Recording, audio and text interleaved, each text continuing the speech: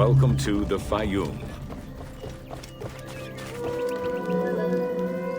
The Faiyum Oasis is an enormous basin in the western desert that formed from the Nile's overflow. As such, it is not considered a true oasis, though it gives its name to the region, which covers Lake Moeris.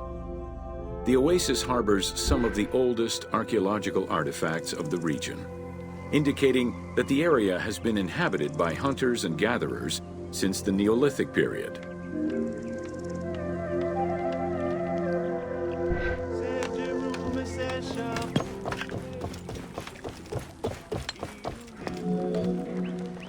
The Faiyum Oasis drains into Lake Moeris, which was a large freshwater lake, but at some time became a saltwater lake.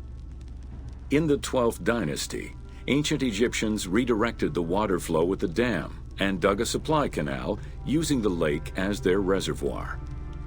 Irrigation enabled them to continue growing crops of figs, grapes, and olives year-round.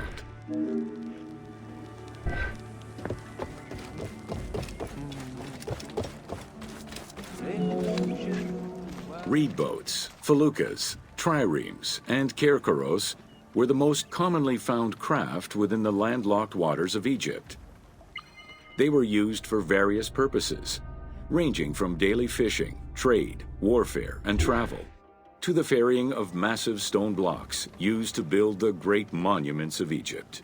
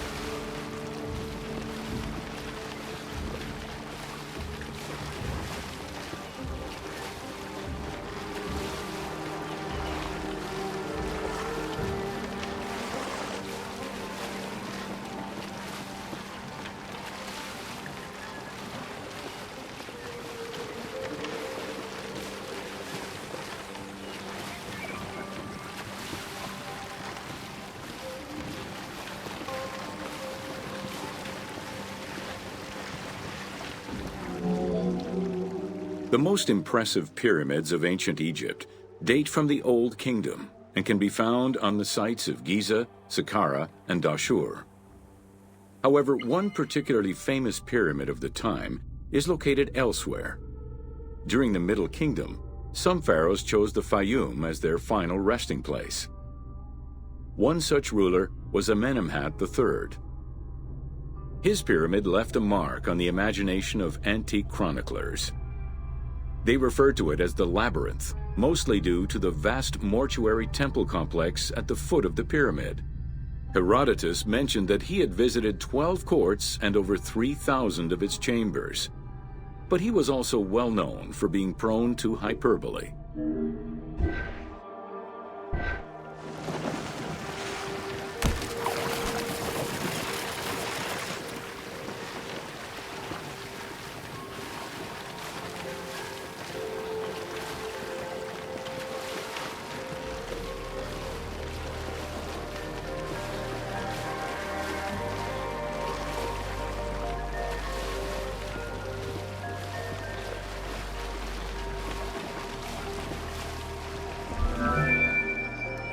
Amenemhat's pyramid was built with a brick core and covered with stone slabs, designed to be impenetrable.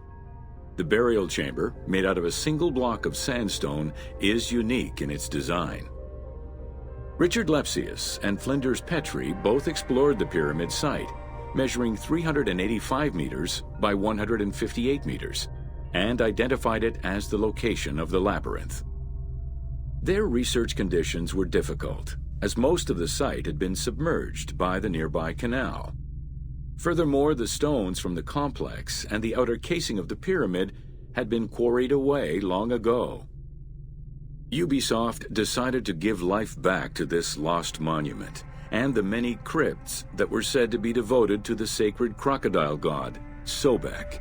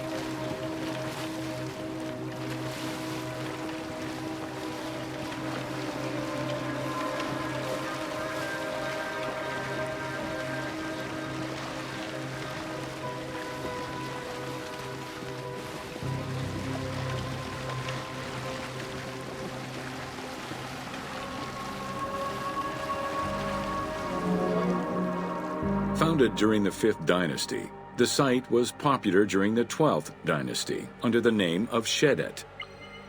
During the Ptolemaic era, the metropolis was named Crocodilopolis by the Greeks, in honor of the crocodile god Sobek. During the Greco-Roman era, the Cleruks, soldiers of the Ptolemies, settled there after their military service and expanded the irrigation systems. Irrigation and water distribution tripled the arable land and turned the city into a lush and rich area. 27,000 inhabitants lived in its precinct at its height. The city's location was strategic in controlling the many small waterways connecting to the main canal, and thus the Nile.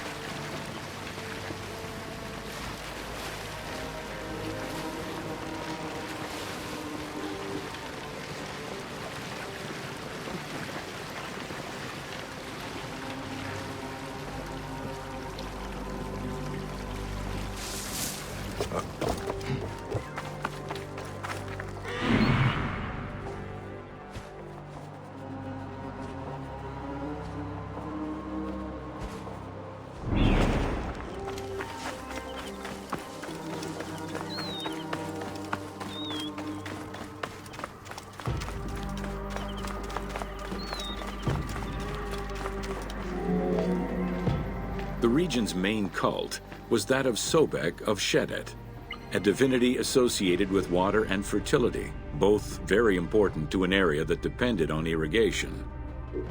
Many local villages had the title Town of Sobek added to their official designations. During festivals, ancient Egyptians recited hymns to Sobek, asking for his divine intervention. Greek settlers and later Romans would help the Temple of Sobek's economy to flourish by adopting the local embalming mortuary rites.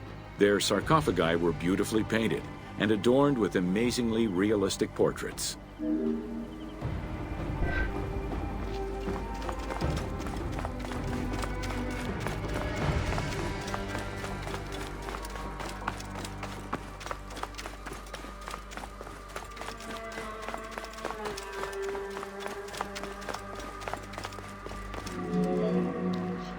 Very similar to the cult of the Apis bull in Memphis, a living crocodile was worshipped within the precinct of Crocodilopolis's main temple. Known as Sobek to the Egyptians and Sukkos to the Greeks, it was reported by Strabo that priests fed it with meat, wine, and honeyed milk. They covered its body with jewels and gold. After its death, it was embalmed and placed within the crocodile's grotto, alongside thousands of other mummified crocodiles.